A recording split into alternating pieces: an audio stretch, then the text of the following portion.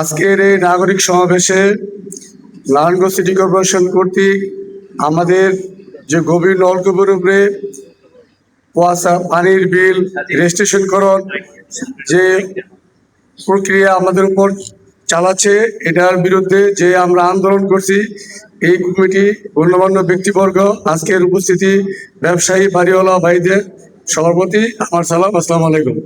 আমি শুধু একটা কথা বলবো, আমাদের এই আন্দোলন চালিয়ে রাখার জন্য আমাদের সবাই একলগে থাকবো, যেখানে যা যা করার দরকার করব, আমরা কোনো অবস্থায় পিছনে যাব না।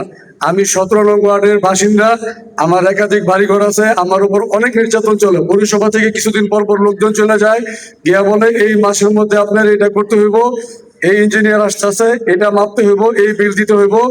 আর এটা যদি কোনো মতে একবার ওরা আমাদের এই আওতার মধ্যে ফেলতে পারে, তাহলে পর্যায়ক্রমে আমরা সবার যেসব বাড়িওয়ালারা আছি, যারা আছি, প্রত্যেকের উপর আমাদের একটা ক্ষতিগ্রস্তের মধ্যে আমরা পড়ে যাব এবং ওদের কাছ থেকে আমরা তেমন কোনো সুযোগ সুবিধা পাই না। আমি 4-5টা ওয়াসার লাইনের বিল দিতেছি বিগত 15 বছর, 20 বছর, 25 বছর ধরে, কিন্তু কোন অবস্থায় মনে হয় যেন আমি 1000 লিটার পানিও এক মাসের মধ্যে ব্যবহারের জন্য নিতে পারি না। কিন্তু বিল ঠিকই নিতেছে, নাহলে লাইন কাটতে আসতেছে, বিভিন্ন সমস্যার মধ্যে রাখে।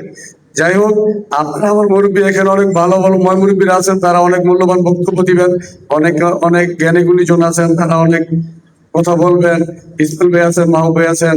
আমি সবার প্রতি সালাম রেখে আমার সংক্ষিপ্ত বক্তব্য শেষ করলাম। আসসালামু আলাইকুম। ধন্যবাদ।